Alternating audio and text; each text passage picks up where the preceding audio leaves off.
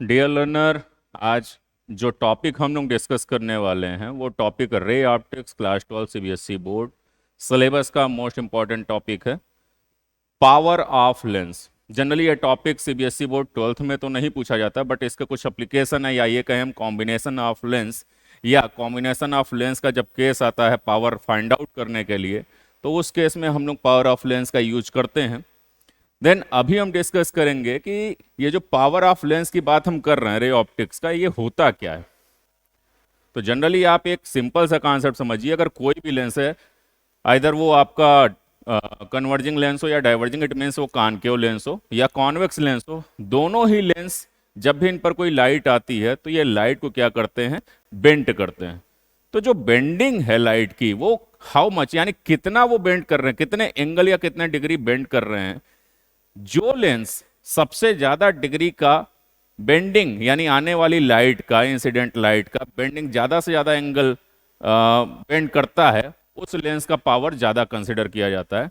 तो चलिए आइए कुछ एग्जांपल के थ्रू हम देखते हैं। First of all we will discuss about the power of lens. तो इसमें क्या है, the power of a lens is defined as, power of lens को हम डिफाइन कैसे करें, the tangent of angle by which it converge, यानी कितने एंगल के साथ आप कन्वर्ज या डाइवर्ज कर रहे हैं किसे, ए बीम ऑफ लाइट, यानी एक बीम ऑफ लाइट को falling eight unit distance from the optical centre. जो लाइट आपका कुछ यूनिट डिस्टेंस से ऑप्टिकल सेंटर पे आ रही है, लेंस उस लाइट को कितना एंगल बेंड कर रहा है, अगर जितना ज्यादा एंगल बेंड करेगा वही उसका क्या हो जाएगा, पावर ऑफ लेंस हो जाएगा। आइए इसको समझते हैं। हमने क्या किया, ये यहां पर हमने एक लेंस लिया, और ये लेंस क्या है आपका, बाई कॉन्वेक्स है। इट मीन्स आपका ये कॉन्वेक्स लेंस है, और यहां से हम इसको क्या कर रहे हैं, प्रिंसिपल एक्सिस ड्रा कर दे रहे हैं। ये यहां पर आपका ऑप्टिकल सेंटर हो गया। ये लेंस हमारा L1 है। इसके साथ साथ एक और लेंस हम बनाते हैं, वो लेंस कुछ ऐसा है, और दोनों ही लेंस में आपको कुछ चेंजेस देखने को मिल रहे हैं, या दोनों के शेप में चेंजेस देखने को मिल रहे हैं। इसका भी ऑप्टिकल सेंटर यहां पर हमने कंसीडर किया, ये हो गया C2, और यहां है C1। डिफरेंस क्या है, एक की जो थिकनेस है, लेंस L1 की जो थिकनेस है वो L2 के कंपेरिजन में कम है। सिंपल सा कॉन्सेप्ट। बट अगर इस कर्व का इस वाले साइड के कर्व का अगर हम सर्किल ड्रा करें तो सर्किल काफी बड़ी बनेगी as compare to L2 lens का जो लेफ्ट हैंड साइड वाला कर्व है, यानी ये जो कर्व है, ये इसको लेकर के अगर हम एक सर्किल ड्रा करेंगे तो इसकी सर्किल इस लेंस के कंपेयर में कम बनेगी, यानी छोटी बनेगी। तो जिसकी सर्किल छोटी बन रही है उसका सेंटर भी क्या होगा, सेंटर से लेकर बाउंड्री तक का डिस्टेंस, यानी जिसको आप रेडियस कहते हैं, वो रेडियस कम हो जाएगा।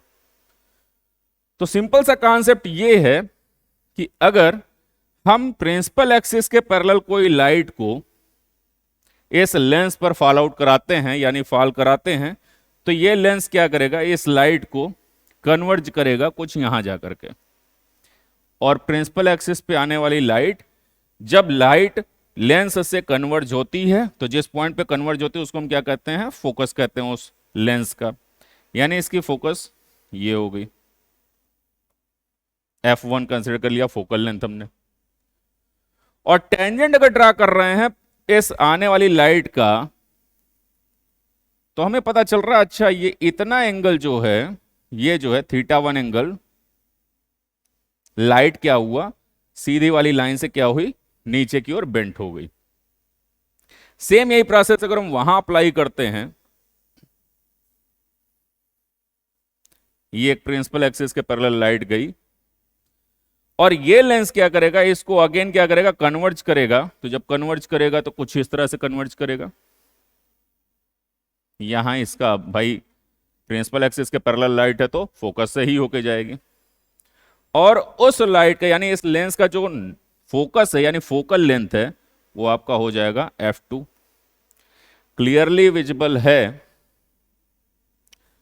कि ध्यान से देखा जाए तो ये जो एंगल है θ2, और यहां आपको एंगल मिला θ1, दोनों में ग्रेटर कौन है, तो क्लियरली विजिबल है कि हमारे पास जो θ2 है वो काफी ज्यादा बड़ा है एज कंपेयर टू θ1।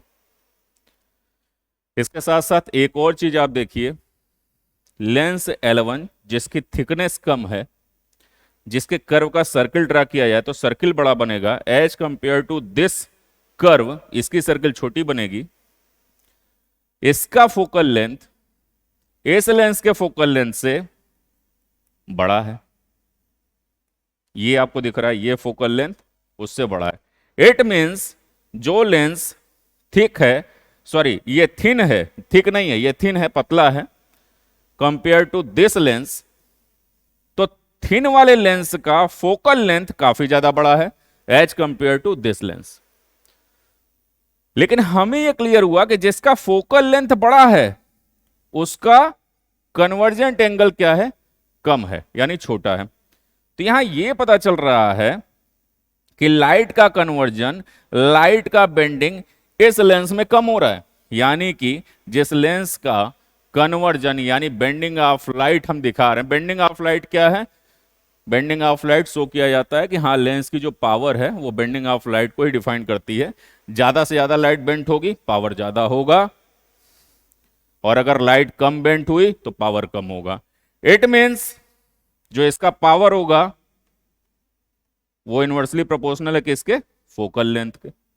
भाई यहां पर हमें क्लियर विजिबल है कि यहां पर एंगल कम बन रहा है, और एंगल कम बनने के साथ हम देख रहे हैं एंगल कम बन रहा है तो ये लाइट काफी ज्यादा दूर जाकर के प्रिंसिपल एक्सिस को कट कर रही है। प्रिंसिपल एक्सिस को जहां कट कर रही है वो फोकल लेंथ है।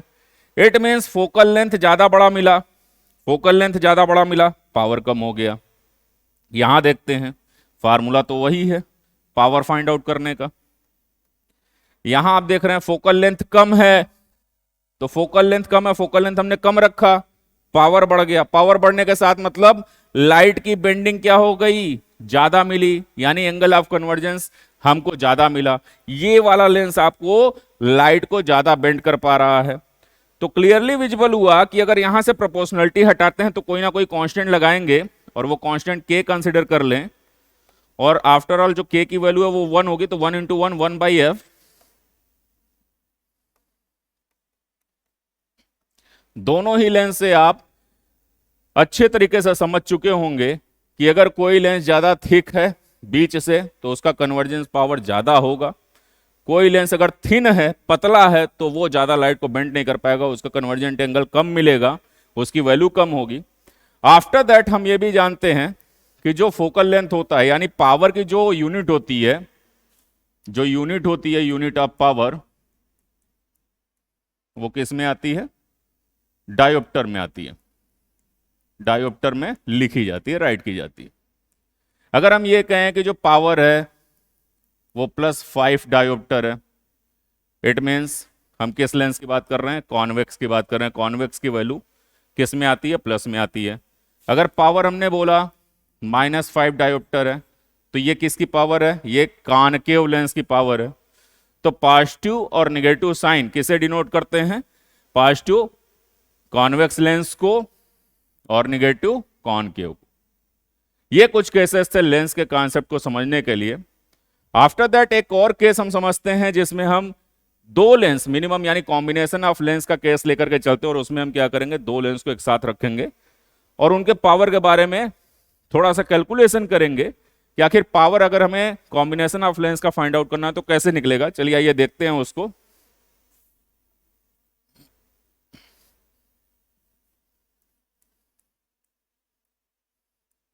Power of combination of lens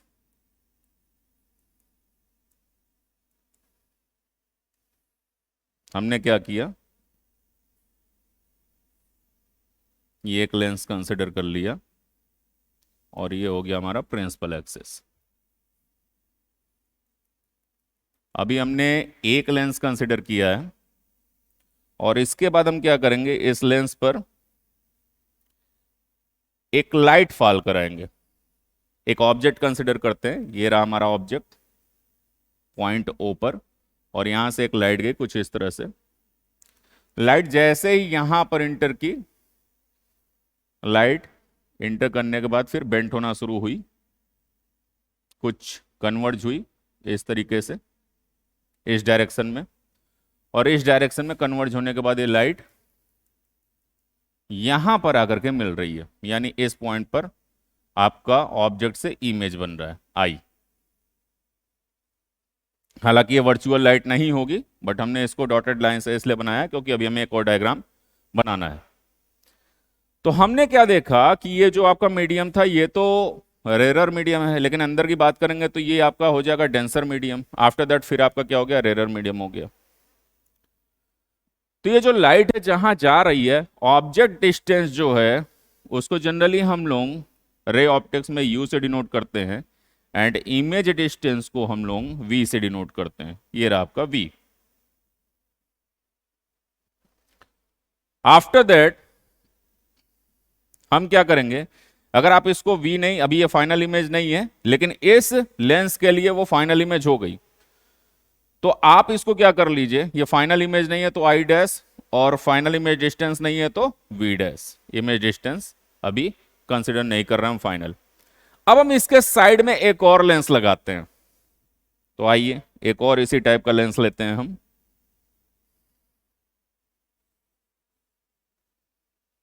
ये रहा वो लेंस।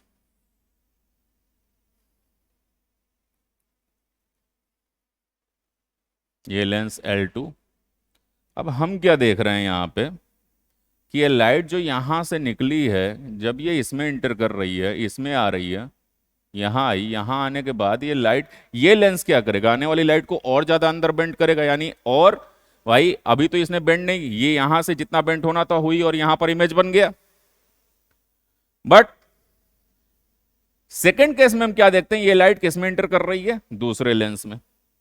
और दूसरे लेंस में अगर इंटर कर गई ये लाइट, तो ये लेंस अपनी पावर से इस लाइट को और ज्यादा बेंड करेगा। तो ये लाइट अगर बेंड होगी तो कुछ यहां पर आ जाएगी, यानी फाइनल इमेज हमारा कहां बन जाएगा, यहां बन जाएगा फाइनल इमेज। और फाइनल इमेज की जो इमेज डिस्टेंस है वो आपकी क्या हो जाएगी, v। तो जब हम लेंस 1 यानी L1 की बात करते हैं, फॉर लेंस L1, जब L1 की बात करते हैं तो हमें क्या देखने को मिलता है, हम लोग लेंस फार्मूला अप्लाई करते हैं। लेंस फार्मूला ये बोलता है भाई इस लेंस का जो फोकल लेंथ है, इस लेंस का वो फोकल लेंथ क्या है आपका f1 कंसिडर कर लेते हैं, और इस लेंस का फोकल लेंथ क्या हो गया, f2 हो गया। देन लेंस L1 के लिए जो focal length f1 is equal to 1 by, formula क्या होता है भाई, 1 by v minus 1 by u. तो जब बात की जाएगी इस लेंस की, तो इसके लिए u तो एज इट इज है, बट v कहां है, ये रहा, क्योंकि इस लेंस ने अपना इमेज कहां बनाया था, यहां पर v ये हुआ। तो v की वैल्यू क्या है, ध्यान से देखा जाए तो वो v डैश है। It means 1 by v dash minus 1 by u, 1 by v minus 1 by u formula होता है। अब सेकंड केस में हम क्या देखते हैं कि एक लेंस बगल में और रख दिया गया, कंबाइन कर दिया गया उसके साथ। तो फॉर लेंस L2, जब L2 की बात आती है तो L2 का जो फोकल लेंथ है भाई, lens formula 1 by f2 is equal to 1 by v minus 1 by u होता है। इस वाले लेंस ने फाइनल इमेज कहां बनाई, यहां बनाई, तो इमेज डिस्टेंस क्या हो गया, v हो गया। राइट करेंगे हम 1 by v minus 1 by u. भाई क्या लेते हैं हम, लेंस के लिए ऑब्जेक्ट कहां है, यहां है तो u हो जाएगा, लेकिन इस लेंस के लिए ये ऑब्जेक्ट नहीं कंसिडर किया जाएगा। ऐसा क्यों, तो वो समझते हैं। इस लेंस ने इमेज तो यहां बनाई, लेकिन ये लाइट किस लाइट को बेंट करके आई है, ये लाइट कहीं ना कहीं इस लाइट को बेंट करके आई है, और ये लाइट जा किधर रही थी, इधर, ये इस डायरेक्शन में। तो जब दूसरे लेंस की बात आती है तो दूसरे वाले लेंस ने फाइनल इमेज तो बना दिया, लेकिन अपने इमेज को बनाने के लिए, यानी इस इमेज को बनाने के लिए उसने जिस ऑब्जेक्ट को यूज किया वो ऑब्जेक्ट क्या था, ये पहले वाले लेंस से बना हुआ इमेज दूसरे वाले लेंस के लिए क्या हो जाता है, वर्चुअल ऑब्जेक्ट। क्या हो जाता है, वर्चुअल ऑब्जेक्ट। यानी ये कोई ऑब्जेक्ट नहीं रहेगा इस लेंस के लिए। इस लेंस ने क्या किया, ये जो इमेज बनाया है फाइनल इमेज आई, वो इमेज किसका है, इस वाले इमेज का ही एक इमेज है। तो इस लेंस के जो फाइनल इमेज है उसके लिए या इस लेंस के लिए ऑब्जेक्ट कौन कंसिडर किया जाएगा, ये वाला, जिसको आप वर्चुअल ऑब्जेक्ट कहेंगे या इमेजिनरी ऑब्जेक्ट कहेंगे। क्योंकि इसी की लाइट अगर हम बैक साइड में बढ़ाएं तो ये लाइट यहां तक जाएगी ऐसे सीधे, फिर उसी को आप बैक, अब ये जो लाइट है ये ऐसे जो जा रही थी यहां पर इमेज बना रही थी, उसी लाइट को आपने यहां बेंट किया है। ध्यान से समझिएगा, ये जो फाइनल इमेज है वो आने वाली लाइट कौन सी लाइट से आई है भाई, ये जो लाइट थी ना ये वाली, ये जो सीधे ऐसे थी, उसी लाइट को आपने क्या किया, यहां से बेंट किया है। तो जिस लाइट को आपने बेंट किया है वो लाइट रियल में किसकी थी, आई डैश की थी। तो आई डैश क्या हो जाएगा इस लेंस के लिए, वर्चुअल ऑब्जेक्ट। तो वर्चुअल ऑब्जेक्ट की डिस्टेंस, वर्चुअल ऑब्जेक्ट की डिस्टेंस आपने क्या कंसीडर किया था, वी डैश। तो वर्चुअल ऑब्जेक्ट की डिस्टेंस यानी वर्चुअल ऑब्जेक्ट क्या हो गया आपका, वी डैश। ये आपका इक्वेशन 1, ये equation 2 from adding equation 1 and 2, जैसे ही आप ऐड करेंगे 1/f1 plus 1/f2 is equal to, देखिए आपका जब ये पोर्शन इससे ऐड होगा तो ये पॉजिटिव है ये निगेटिव है, कैंसिल आउट हो जाएगा, 1/v minus 1/u, then 1/f1 plus 1/f2 is equal to, अब इसको देखिए अकॉर्डिंग टू लेंस फार्मूला ये किसकी वैल्यू होती है, 1/f की, तो इसको हम रिप्लेस कर देंगे 1/f से, ये आया आपके पास।